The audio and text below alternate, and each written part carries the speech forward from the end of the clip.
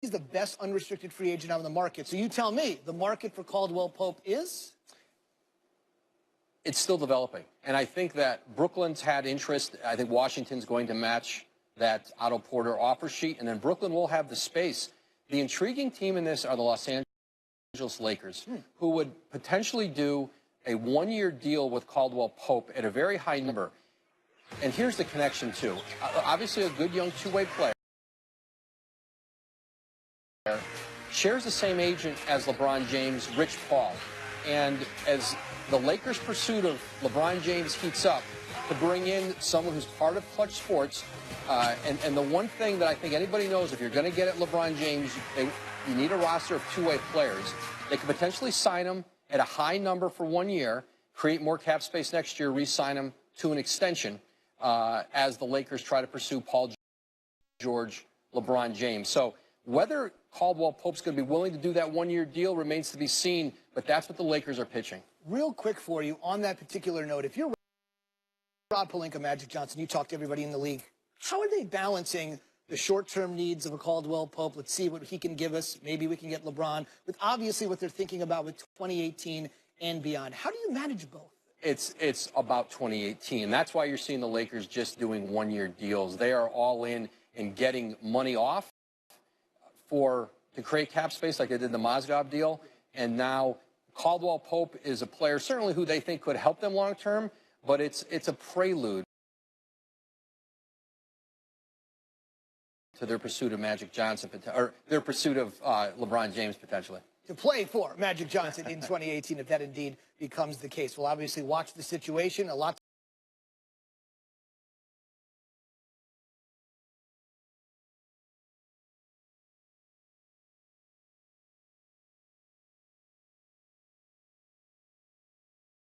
women injured in combat, a chance to heal. How did this come about?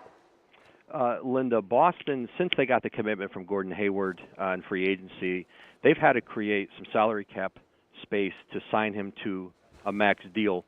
And in doing that, they were out shopping Avery Bradley, Marcus Smart, and Jay Crowder. They closed in here in the last several hours on a deal with the Pistons, which Boston sends out Bradley and a second-round pick for Marcus Morris. For the Celtics, it gives them the ability now to sign Hayward into their salary cap space, and Detroit gets a tremendous two-way player in Avery Bradley, who I think going forward was going to be difficult for the Celtics to pay him his market value, which could be as much as $20 million a year. You know, let's talk about Detroit a little bit. So how does Bradley fit in with them? I mean, where do they go from here to here? Or, I mean, how will that work with their roster? He is perfect. I mean, Stan Van Gundy has been looking for that tough-minded two-way player at the guard position. He can score the ball. He defends. He's an elite defender at his position. And it gives them now an option. Kentavious Caldwell-Pope, who's a restricted free agent, he could potentially go out and get a max offer sheet from a team like Otto Porter did in Washington. Detroit has been very reluctant to pay him that kind of money, and it gives Detroit now the flexibility to maybe not have to keep Caldwell-Pope. They could work on a sign and trade with another team and get some assets back for him, but now they have an alternative here if they don't go forward with him. You know, Avery Bradley's a player who I think the Pistons are going to be very aggressive in trying to extend long term. Back to Boston, Wojo. Is this it for Danny Ainge for now? Well, this was a major piece. They had to get this done here in the last 24 hours to get the Hayward agreement signed. Boston still needs some more size up front, some more strength. They need to be able to rebound and defend the rim better, and I think that's something Boston now will be able to address here between now and the start of training camp. All right, Adrian Wojnarowski, who broke this story. Avery Bradley, now a Detroit Piston. Let's talk more about it. We welcome in our NBA analyst, Ryan Russillo, and, of course, the writer for The Undefeated, none other than Mike Wise. And, Ryan, I'm going to start with you. When you first heard about this, that Wojo broke this story, what came to mind? A bunch of different things. We knew that the restrictions on the salary for Boston is something they're going to have to work with, and Avery Bradley's $8 million this year, so bringing in Morris, they save some money because he's $5 million for this year and next. So there's a cheaper alternative there. Jay Crowder, to keep him, is a cheaper alternative. He's under contract. So Bradley was going to become really expensive, not just this year, but next year when he becomes a free agent. On the other side for Detroit, their salary sheet is a mess. They're paying a lot of guys that aren't that good, a lot of money, and they're worried about Kentavious Caldwell-Pope. So now this means, as a restricted free agent for Pope, if he was offered a major deal from someone else, then they might not necessarily care about it now because they have somebody like Bradley who'd be part of their future. Well, I was going to say, Gordon Hayward better be good. I mean, he better be very good because of all the guys I didn't want to see them lose if I were the Celtics. It was him, Bradley? It was him. I would have rather seen Marcus Smart go. And Crowder, I don't know, he would have been a tough go. But Avery Bradley is that skill player that's developed year after year. He's gotten better year after year.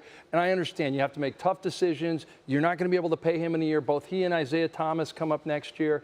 So, look, I think it's a huge addition. I feel like the Celtics are, were gritty enough, but Marcus Morris only makes them grittier. I think he's played 79, 81, 82 games the last 3 years, hasn't had an injury problem, 14 points a game last 2 seasons, 5 rebounds. I mean, this is a good pickup for them. You're right. They needed someone to take the load off Al Horford down low a little bit. But I hate losing Avery Bradley. What do you think? That's why I'd be a lousy GM, because I'd hold on to players that I shouldn't. I know, right? So, you couldn't work in this world with the NBA. Ryan, so how do they look on the court now, the Boston Celtics? Well, they have wing depth that, even though I agree with Mike and how much you like Avery Bradley because of his defense, they'll be able to get by without this.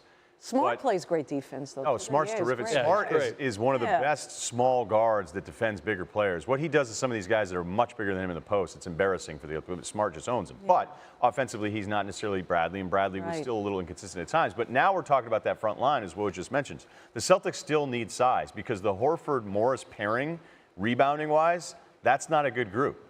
So now we're looking at a team that was the worst rebounding team in the playoffs going into last year. So, look, free agency isn't over yet. Like, they don't have to worry about the playoffs next week. So we'll see what the next move is there to try to add somebody that has more of a rebounding background. But it makes sense with Morris because of the offense and the fact that his salary is cheaper than Bradley. This is all about how expensive Bradley would have been next year than what happened today. Yeah, and this is all about getting Gordon Hayward in, make sure he's in the fray, and you don't have to worry about him. And then you can, like, as you said, go after the next guy. Gordon Hayward is, to me, going to be a massive domino to fall. He's going to meet with the Heat on Saturday. He's going to meet with the Celtics on Sunday. He's going to meet with his Jazz on Monday. To me, Boston's a no-brainer for Gordon Hayward. Well, Hashtag basketball reasons. don't sleep on Miami. I bet right now most more general sports fans, not NBA people, they don't even know who Gordon Hayward is. The NBA sure does, though. The relationship with the head coach is going to be really important to Gordon Hayward. Gordon Hayward landed last night and was greeted by his former coach, Brad Stevens, at the airport. They took him to Fenway Park. Danny Ainge's only option that he's been after really all along has been Gordon Hayward because it fits. I'm hearing Boston is feeling really good about their chances of getting him. I'm told they eliminated Miami as an option and have been focused on Boston and Utah. They have been talking all day, going through it again and again. We didn't know what he was going to do. He just kept changing his mind every day. What can you tell us? They were just told literally 6 or 7 minutes ago by Gordon Hayward and his agent, Mark Bartelstein, that he was going to Boston. It was posted on the Players Tribune. With Gordon Hayward now paired up with Al Horford, with Isaiah Thomas, this is a team that Danny Ainge and Brad Stevens has to believe can compete for an Eastern Conference championship. Even as the Jazz did most everything right, they couldn't control for the massive imbalance between West and East. They couldn't control for Hayward's college coach to be leading one of the strongest East teams. And they certainly couldn't control for the rise of the greatest team in NBA history to dominate from within their conference. The feeling back home is just really jubilation. Having that comfort level with Brad was certainly something that attracted Gordon to Boston and probably made that decision to leave this comfort zone a little bit easier. It's great for the Celtics. It just means we're going to be a really good team this year. When you first heard about this, that Wojo broke this story, what came to mind? We knew that the restrictions on the salary for Boston is something they're going to have to work with, and Avery Bradley's $8 million this year, so bringing in Morris, they save some money because he's $5 million for this year and next. So there's a cheaper alternative there. Jay Crowder, to keep him, is a cheaper alternative. Gordon Hayward better be good.